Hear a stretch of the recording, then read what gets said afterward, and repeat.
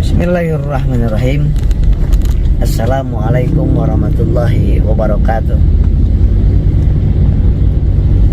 Bismillahirrahmanirrahim. Dengan menyebut asma Allah yang Maha Pengasih dan Maha Penyayang, mudah-mudahan Allah Subhanahu wa Ta'ala memberkahi sahabat-sahabat semuanya dimanapun berada, dan diberikan kekuatan, kesehatan, ketentraman, dan setiap ujian yang Allah berikan kepada kita, mudah-mudahan lulus dan menjadi hamba Allah yang lebih baik lagi, menjadi pribadi yang lebih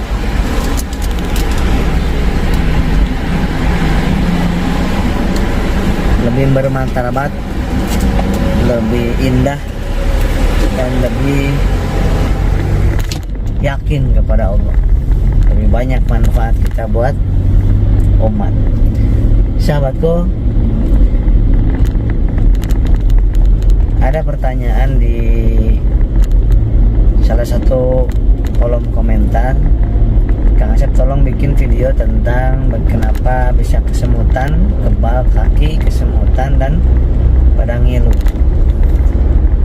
Sahabatku, kesemutan dan pegel kaki itu tangan ataupun kaki, intinya adalah nutrisi dan oksigen aliran darah tidak lancar ke arah bagian tersebut. Penyebab tidak lancarnya sirkulasi darah ke kaki, ke tangan menyebabkan kesemutan, kebal, kebas, ngilu, dan juga terasa kadang-kadang agak bengkak. Itu tandanya aliran darahnya tidak lancar. Apa penyebabnya? Penyebabnya darah tidak lancar itu adalah tentu darahnya kental. Kenapa darah bisa kental?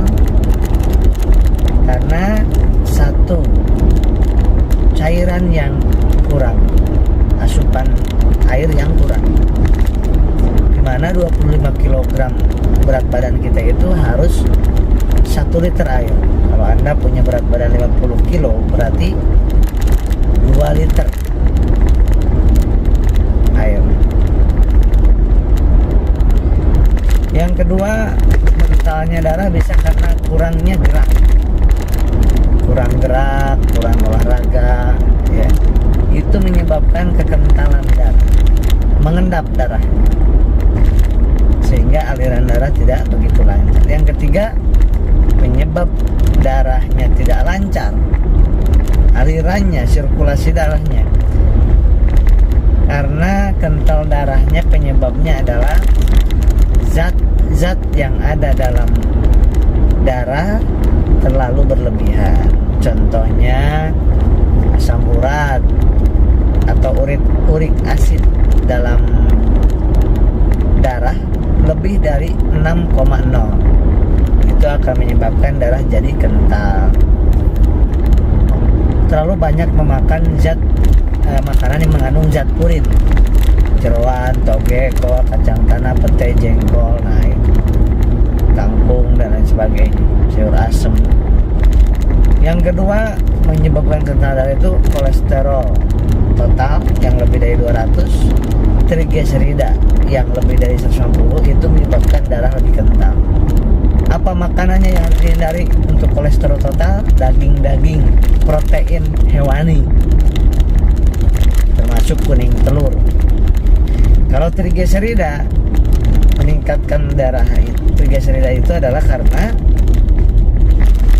terlalu banyak makan protein nabati, kelapa, kacang tanah, ya, santan, kacang tanah, ya betul, santan, air kelapa. Bagi yang olahraganya bagus, air kelapa itu nggak ada masalah. Tapi kalau olahraganya kurang, kemudian air putihnya kurang, jarang gerak, maka air kelapa jadi jelek buat dia. Kalau air kelapanya bagus, sangat luar biasa, banyak mengandung vitamin dan mineral. Nah, jadi sahabatku, ini harus dipahami. Kalau paham, gak bakal cemas. Oh, karena aliran darah gak lancar, tadi habis makan toge, kol, bakwan, gado-gado gitu. Ya, jadi kalau misalkan kita nggak paham ataupun tahu tapi nggak yakin karena nggak akurat informasinya, itu yang menyebabkan sering cemas, sering panik karena nggak paham ilmunya. Dan ilmunya juga harus benar secara ilmiahnya.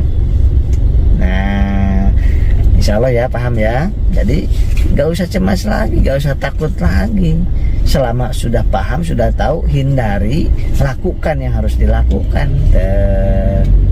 Paham ya, insya Allah ya.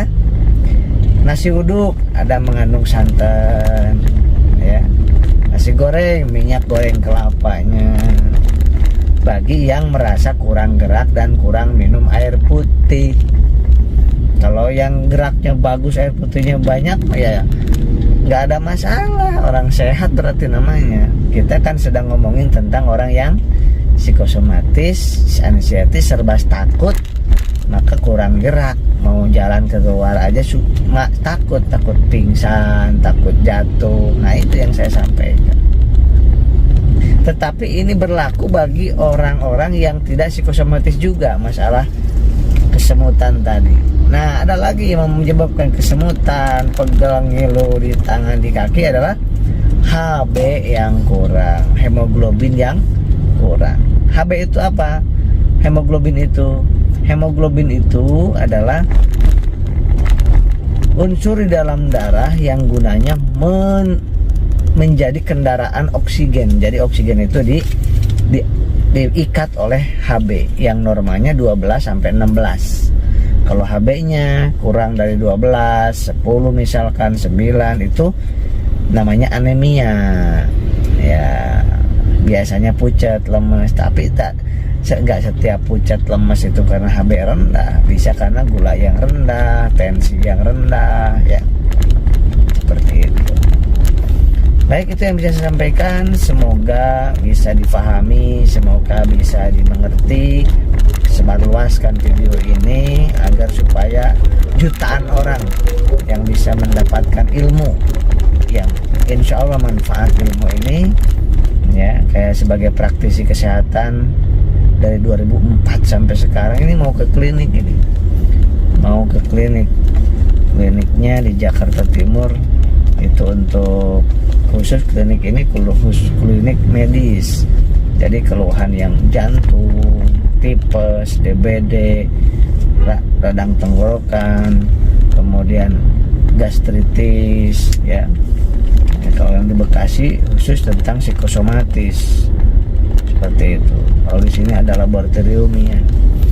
Ya, begitu sahabat, mudah-mudahan senantiasa kita dilindungi oleh Allah Subhanahu wa taala. Banyak yang merasakan manfaat dari video-video saya, YouTube saya ini. Semoga menjadi amal jariah buat saya dan sahabat-sahabat yang sharekan, yang membagikan. Karena banyak komunitas-komunitas yang bingung dengan ilmu kata si ini gini, kata si itu gitu. Karena psikosomatis ini memang beda.